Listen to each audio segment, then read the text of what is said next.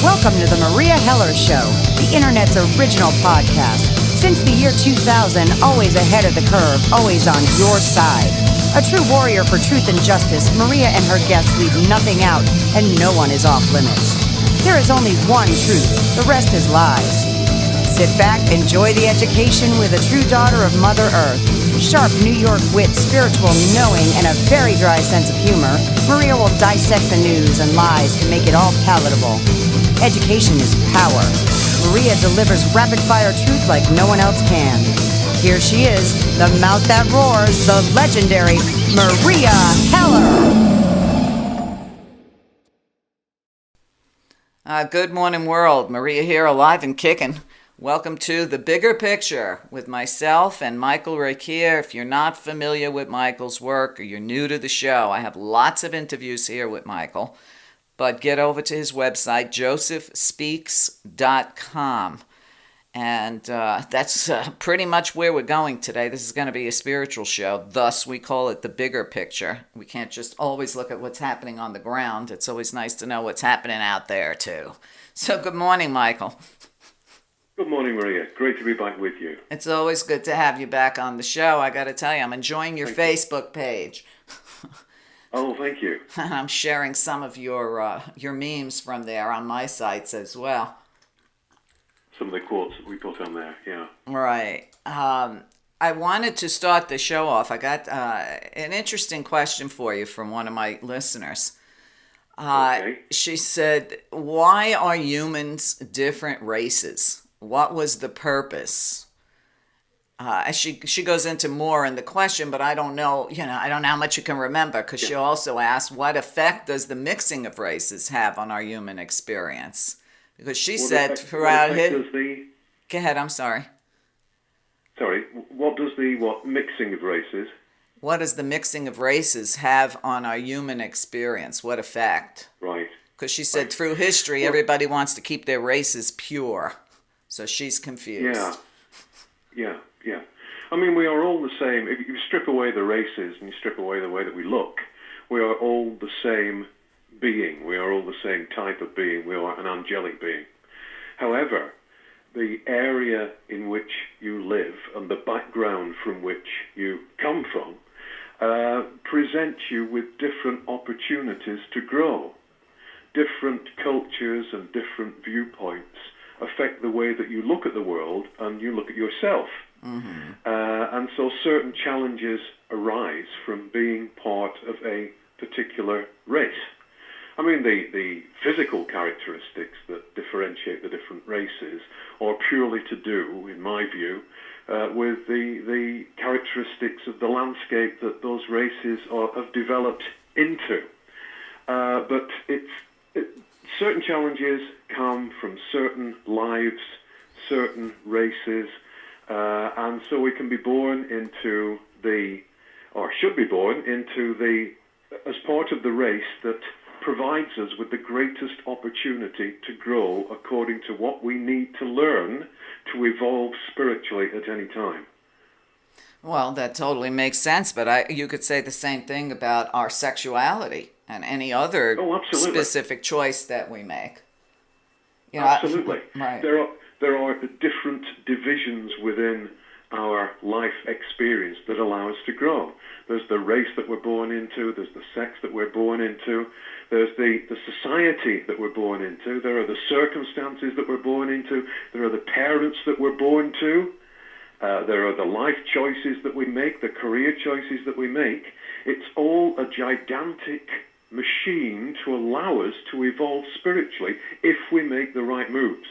Mm-hmm. But we have to make the right moves. We have to seek. We have to address the challenges in the right way, spiritually. Right. And we have to grow from those challenges so that when we reach the end of our lives, which is the beginning of our spiritual life again, we will have achieved something. We'll have moved up. We will have enhanced and enriched and refined our spiritual vibration so that we can perceive and be part of a different reality, a reality that is more refined, a reality that is closer to God and closer to our original angelic intent.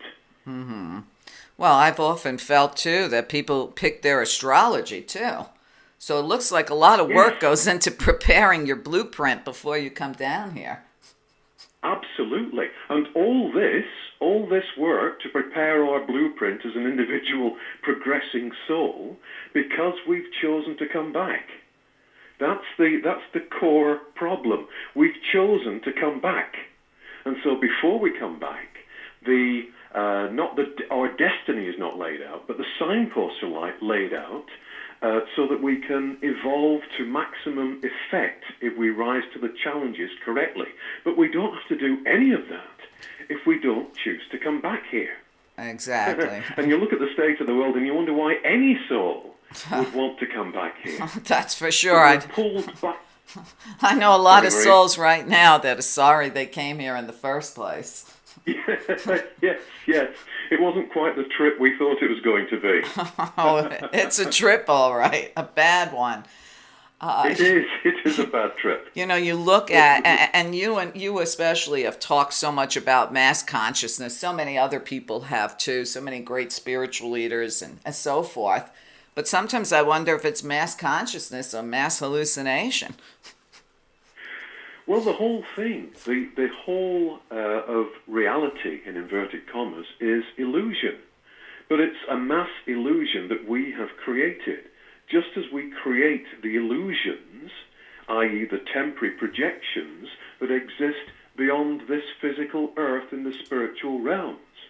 What you've said is very important, because we have to realize that we create this world.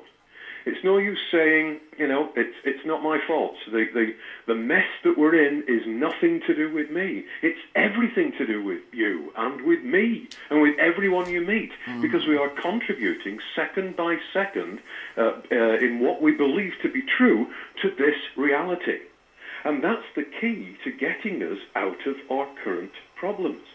The key to getting us out of our current problems is to realize that if we visualize and believe in and put light into the world we want, not the world we see, we've already created that, but the world we want, if we do that en masse, then we create that world and things change. Right. And that message has come across for millennia, but we choose to ignore it. We look outside our window and say, that is reality. Well, yes, it is, for a time. It's the reality that we have chosen to create. We believe that the world will operate in a certain way, and we create a world that operates in the way that we choose it to operate, choose to see it operating. So we have to change our mind. We have to literally change our mind and go from the head mind to the heart mind in our meditations and send out light, but also visualize that world that we want. If we want a peaceful world, we have to see it. If we want the leaders of our countries to be peaceful and loving and giving and humane, we have to see it in them. We have to bring it out of them. We have to surround them with that love and that light that changes them. Anything else is only a short-term solution, as we've seen through history. Right. We seem to be heading for another short-term solution. And we've got to say to ourselves one day, whether it's today or tomorrow or in 1,000 years, enough. We're going to change this. Enough. We're not going to kill today. Right. Enough. We're not going to harm anybody today. We have to create the world we want. And because we're spiritual beings, we can't change the world that we see outside materially. We have to change it at core first. We have to change it spiritually. We have to put that time in, and we have to fight the good fight, and we have to send out the light. Otherwise, things will never, ever change. And history proves to us that things will never, ever change. We think that we get periods of peace, but we really don't. We might have peace for 10 years or 20 years, and then violence breaks out again. Right. War breaks out again. Inhumanity to man's inhumanity to man breaks out again. We've got to change that. Well, and we, especially now. Sorry? Especially these Absolutely. days. Right. Absolutely. I mean, I have to tell you, Michael, it's very difficult for me, but I do it. It's very difficult for me to want to send the light out to the people that are in power around the world. Because the human side of us, we'd rather see them dead than figure Absolutely. whether they're going to Yeah. change or not. But I do recall reading, I believe in From Here to Infinity, that if one person sends out the light, it has a domino effect. Absolutely. And that one person sending out the light is equal to thousands of people who are pouring darkness into the field of human consciousness. That's the power that we have as angelic beings.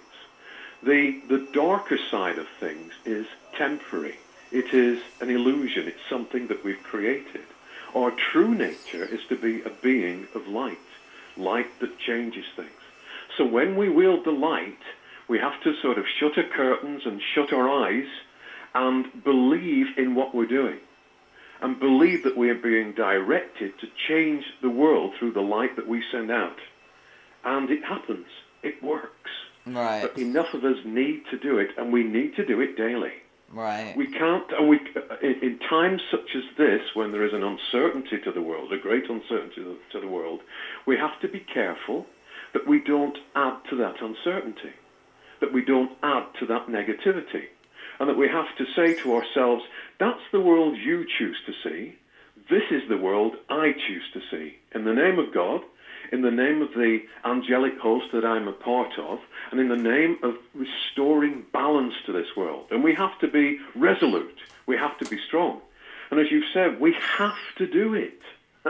We're running out of time in which we can do this. Right. We need to set aside some time every day and work to change this world together. Work to send out the godlight to change things. Right. Well, it kind of reminds me, John Lennon, I remember in one of his interviews when they were talking about peace.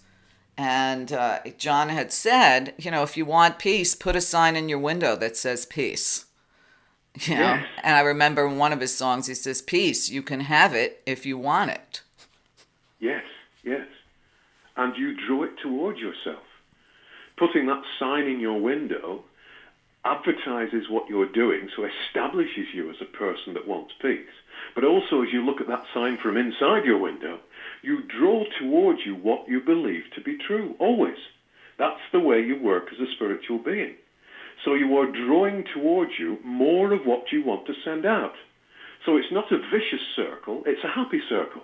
Right. You send out peace into the world. You draw peace to yourself, which makes you stronger to send more peace out into the world that draws more peace to yourself. That's the way that we work. But at the moment, what we're doing is drawing more negativity to ourselves, more upset to ourselves, more belief in the system to ourselves. Right. We are not at the mercy of the system, no matter what this world is saying to us.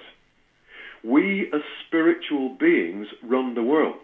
It's just that at the moment we choose to run the world negatively. We choose to run the world through violence, through power seeking. But we don't have to do that. Right. And the angelic beings that we are at core don't want to do that. If you dig deep down into your soul through meditation, you discover that you can't harm anybody. You don't want to harm anybody because you realize that everybody is part of you. And I know this upsets some people. I'm not part of that so-and-so that's creating this violence. Well, yes, you are. You're part of the same being. You're part of the divine. And the so-and-so that is creating the violence has lost his or her way. And they need your help and your love and your light more than other people. Right. So that you can set them back on the path so that they can remember who they are. Reconnect with their true self. And when they make that reconnection, they set aside that violence in a split second. But they need enough light to be able to illuminate themselves and see that they are on the wrong path. Exactly.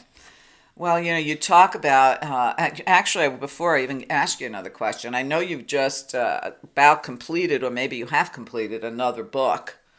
I wanted to ask if all these protests and people really taking a stand, because it surely looks like we're at a point in history where everything hidden is being revealed. Yes. Does Joseph see that we can energize the field instead of continuing to let it collapse. Yes, I mean, my point that we are not yet at the end is that we have started a seventh book. We are 3 chapters in, and Joseph has given me the themes, not the actual words or the actual chapters, but the themes for 18 chapters so far. Wow. So with the best will in the world, that's going to take me into next year. Oh, boy. And his theme all along has been that I'm giving you this information because this is a crucial time. I'm giving you this information because the power is with you, always has been with you, and you can change. And he's always said, I'm giving you this information because I don't waste my time. If the end was imminent and was irreversible, I wouldn't give you this information. I'm giving it to you so that you can do something with it. However, he has, in one of his books, given us a warning and said, I've given this information before. Right. I've given this information before, and society has fallen before. Society has ended before. And with a sort of wry smile has said, I don't want to have to give it again. Right. So please listen to what I'm saying. There is a way out of your current difficulties, but it is the only way out. You cannot do it physically in the first instance. Mm-hmm. You have to do it spiritually. And then everything else, physically, materially, falls into place. But you have to create the loving atmosphere within which everything else can fall into place. Mm-hmm. And one of the greatest gifts we've got is personal responsibility. And that's another key motive in Joseph's communications, that we are responsible for our worlds, for our individual worlds, for our personal world, and for the entire world, because we're part of it. Mm. And a lot of people don't want to hear that. No, of course not. I'm not responsible for anything. Well, yes, you are. We're all equally responsible for the way this world is. Exactly. Because originally, as part... Well, that's why... Good, I'm sorry. Sorry.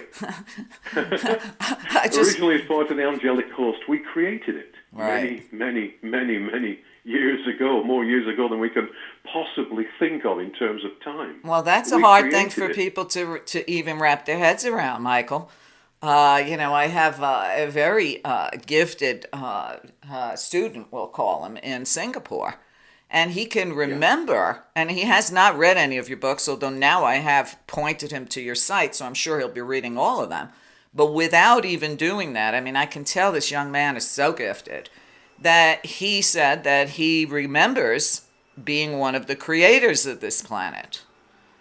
Yes. And other people, of course, have told him that he's crazy. But I was stunned by how intelligent he is for such a young man to know that. Yes. And again, that shows that the ultimate power is with us, with the divine within us, with what we truly are and were. Mm-hmm. We've masked ourselves, Meria. We do create worlds as angelic beings. We create worlds, and we create them as spheres of opportunity and experience. Mm-hmm. If you like, advanced playgrounds that we can pass through in order to gain more experience that we take back to the rest of the angelic host and to the Godhead. And so we are creators. We created this world, but as you know, and as Joseph has told us in the fall, we took a wrong turn. And we cut ourselves off consciously from that divine link that's within us. So we've forgotten all that. So no, he's not crazy. Mm-hmm. He's remembered. Right. And remembered, once again, become a part of the whole. Mm-hmm. That knowledge is there for us all to look at. But it's not knowledge that can be taught from outside. It's knowledge that has to be accessed from inside. Mm-hmm. A knowing that comes from, again, meditation and becoming still. And many people balk at the word meditation. Oh, I can't do that. I don't want to do that. You've got to know, you've got to get to know yourself again. And you can't know yourself in the hustle and bustle and clamour and insanity of this world. Mm. You only know yourself in silence. And so sitting each day in silence and asking for the divine's protection and traveling within to your heart center is a vital exercise. It energizes you, it enables you to send out the light, and it gives you spiritual knowledge. Knowledge that you won't believe, because belief is something that you have to shore up. Belief infers that you have to shore something up all the while. With a belief, you've got to revisit it in your thoughts and see if you still believe it. Right. Right. So it's not a concrete thing. Right. Through meditation, you will find that you don't believe things. You know things. Mm-hmm. Well, and once you know them, nobody can shake that knowledge, because you know it from within, you've reconnected to it, and you know it to be an absolute truth. It ain't a belief. It's not a creed. It's a knowledge. Mm-hmm. And that knowledge is there for the understanding, there to be accessed. But again, we've got to put the work in. Absolutely. We've got to put the work in. Well, I think that, I got to blame the New Age community for the misrepresentation and misteaching of what meditation is. And they get people's expectations up to where they fully expect they're going to see 3D movies and holograms and whatnot. And that they have to sit there, painstakingly for hours at a time. But, as a teacher, I've taught people what I've always called it a 10-minute meditation, where you sit quietly for 5 minutes and, just let your thoughts flow. You got questions or pondering anything, put it out to the universe. And then the second 5 minutes, just see what you feel, what you think, what you might smell, write it down, always record it. And then you kind of set up a two-way channel with whatever you want to call it, your higher self, the source, the force, God, doesn't matter. But I think that, so many people get frustrated because of the way it was mistaught. Yes, indeed. And in this day and age, who has time to sit chanting for 8 hours? Nobody. Absolutely. With time speeding up, or the sense of time speeding up, you can get just as much in 10 minutes as you can get in 10 hours, as long as you make it a regular practice. Yes.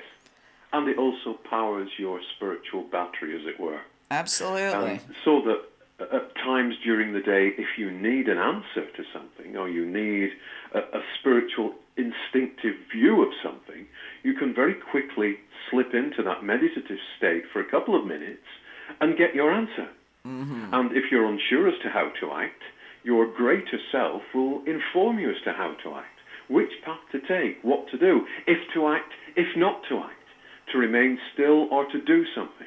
Mm-hmm. So it's an incredibly valuable experience. But as you say, yes, don't expect great shining beings to stand in front of you and tell you what to do. Right. It just makes people feel like they're failures. You're not a failure. You can't fail at meditation. You can only fail at what you were improperly taught. Yes, yes.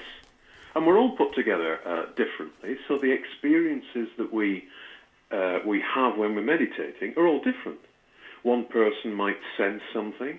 One person might hear something, one person might see something, one person might just enter into the silence and have a wonderful experience by experiencing that silence.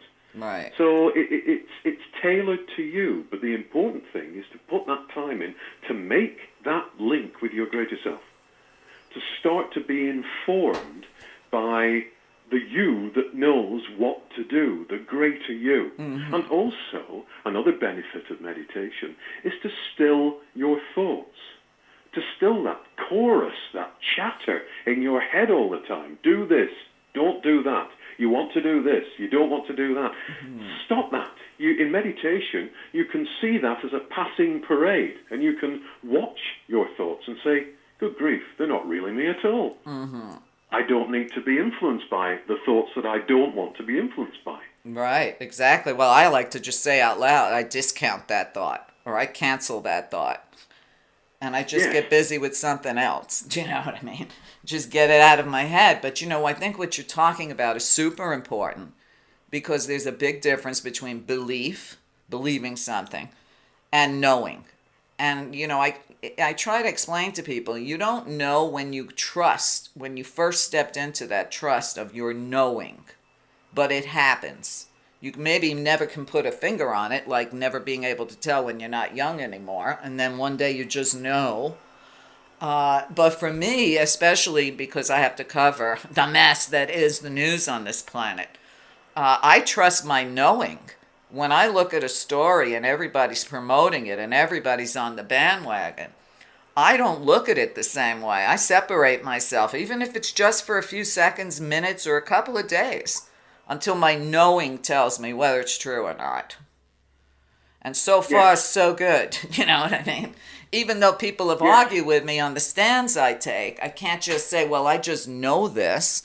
But I do tend to, sort of look at the bigger picture. And then it just comes to me. Whether a story is, pardon the word, bullshit or not, I can feel it. And I trust that. And that's been one of my strongest points, I think, for surviving on air for almost 20 years now. So it serves me well. And the same way it serves me, this can work in everybody's life that's listening to us. Absolutely. And a very important point that you've made there, Meria, too, to wait for the answer to something. If an answer isn't instant, don't act out of frustration. Don't act out of the physical mind's want to do something. Wait until you get that answer. Be still, step back from the situation, and allow your greater self to inform you as to what to do, if to do anything. Exactly. So again, a hugely valuable aspect of meditation is the ability to know what to do, when to do it, or not to do it, and the ability to be able to, as you say, look at situations and see the truth in them. Not what you're being told, but what's really going on. Right. And that's very important at this time. Well, it was important to me, and I'm sure I had a lot of help from the other side right after 9/11 happened, because when on 9/11, while the entire country and world was looking at the horror that took place, it just so happened that I was waiting for a piece of equipment to be able to do my show, and that piece of equipment was stuck in one of the grounded planes that day. So I didn't get the equipment I needed to be able to record, because back in those days I didn't have the same kind of computer technology I have now, and in a way I didn't get it for 3 or 4 days afterwards. Those 3 or 4 days gave me the time to contemplate, to sit in my medicine wheel, to think about what is the truth here. Now, had that not happened, I might have shot off like everybody else with rah, rah, sis, boom, bah, let's bomb the world.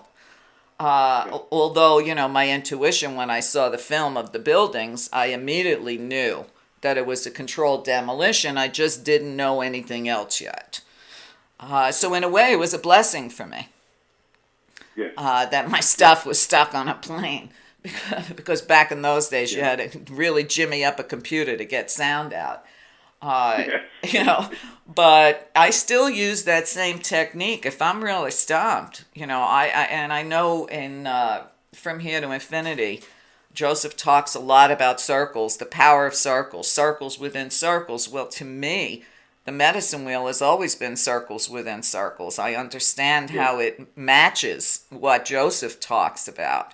I also thought about, some of the biblical scriptures of, God's chariot, wheels within wheels, circles within circles. So even today, if something bizarre comes along, I'm not going to jump on it right away. And if I get stumped, I just go outside and I just look at my wheel and I'm just like, okay, let me know what I need to know on this, because I'm stumped right now. So, like I said, so far so good. But this isn't magic. This is what you've been teaching for years. This is what so many have been teaching for years. Everybody can do this. They just don't remember. And whenever I use that word remember, I always hyphenate it. Remember yourself.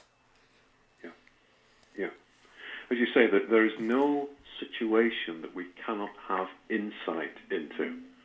We are never left alone. We've got contact with our greater self when we need it, and we have contact with our divine self when we need it, and we have contact with the rest of the angelic host when we need it. But we have to tap into it on a regular basis in order to appreciate and understand the subtleties that come to us that instruct us as to how we should act, how we should feel, what we should do, when it's time to act, when it's time to do nothing. And we can't get through to those subtleties if we are totally immersed in this clamorous world. So there's a great need for silence. And meditation, we seem to be on a meditation theme tonight for some reason. I know we always let the show go in the direction it's supposed to go in. But meditation has benefits for us health-wise as well. We can reset our bodies. We can reset our minds. We can re-energize ourselves. We can send out healing and love and light to our family members, to our friends, to people we've met, to people we've never met. That connection with God is vital at this time. And I would urge, as a polite spiritual request, that the people who are listening, the listeners today, do investigate the power of meditation and do investigate that reconnection with their spiritual selves. It's vitally important. Absolutely. Michael, we're going to take a short break. Stay with us. When Michael and I get back, we've got lots more. Stay tuned. Hi, this is Maria Heller. If you're enjoying this show, please consider listening to the rest of it, along with hundreds of other hours of education, by a small subscription on my site. Get over to meria.net, meria.net.